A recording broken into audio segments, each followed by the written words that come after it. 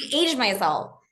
Anyways, no, before I did the show, I was reached out to by the Real Housewives of Beverly Hills, and they asked if I would come in and test for the show. And I'm like, like it doesn't really seem like it's for me. But they were like persistent. They kept saying, like, just come in, you can just try it out. But I did not, which would have been weird. I don't know. Would I do it? I don't know. I could I see like that. the space I'm in. I feel like, I mean, all those women, by the way, are amazing, and a lot of them have turned their lives into like careers and products. And I mean, Kyle is a really hard worker. Um, so I don't know, never say never, but we'll see how this pans out. When I know you're busy and the show is not going Yeah. anywhere because it's phenomenal. When did you hear from them and going like when did you get a call for Housewives? Like right before Buying Beverly Hills? Oh my gosh. Well, originally it was like on social media. Someone actually reached out to my husband and said, "Hey, can you come test for buying or for Real Housewives of Beverly Hills?" And he's like, they responded to like his like stories or something, and he's like, do you mean this for my wife? They're like, "Oh my God, I'm so sorry. This happens to him all the time. People look at his stories and they think it's me." And like, sorry, yes, for your wife. And then they reached out and they're like, "Can we call you?" And I can't honestly remember. I could probably find it if I really looked into this, Just curious. but I can't remember how long ago it was. It must have been after I had my second, and I don't think I was pregnant yet with Scotty, my third. But yeah, wild, right? And then I was like, does Kyle know like that's, or are they making that connect? Like, I don't know. Maybe. I mean, I Maybe. guess if you pursued it, you would have told Mauricio at some point, like, by the way. Yeah. Yeah. But then I'm like, oh great, are they gonna pull me onto this show and make some, make me be like some villain or laughing character? So yeah, it just wasn't for me. I liked the opportunity of this because, I think it's great to be able to show women in business too. And like I said, something that my kids can hopefully one day look at and be proud of. Totally. So Hmm. Does the vibe ever, like whether you guys watch Beverly Hills, but like you don't need to, like you look at like this past season, like all the stuff between like, Kathy and Kyle, and like that has nothing to do with this show or like your job.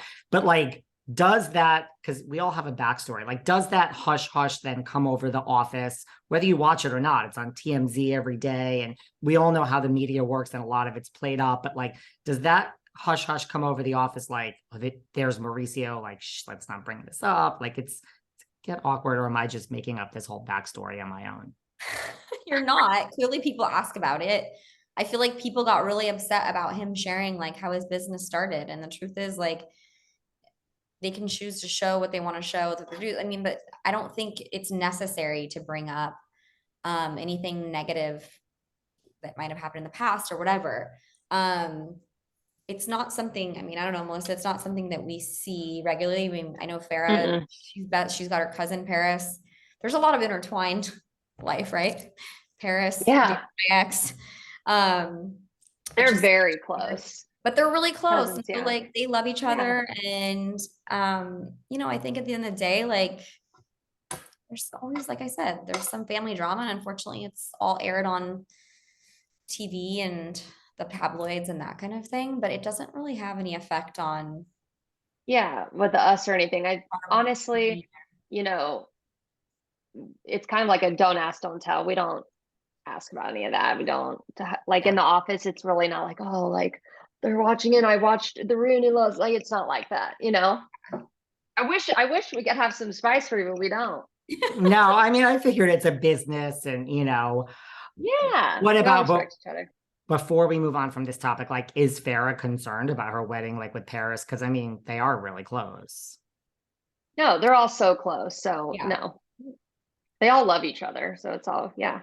So I hopefully don't know Paris. anything else, but Yeah. again, I don't ask those things. And yeah, it ain't none of my business. What do you guys want people to take away as we wrap up, like as they watch this first season? For everyone who hasn't watched it, it's 8 glorious episodes. It is, there's a little bit Yeah. of drama, but there's lots of real estate porn. And like you said, I think the chemistry is great because you guys all really do know each other and work together. And the real estate porn. My favorite house of the season was the that developer, that woman developer. Dang.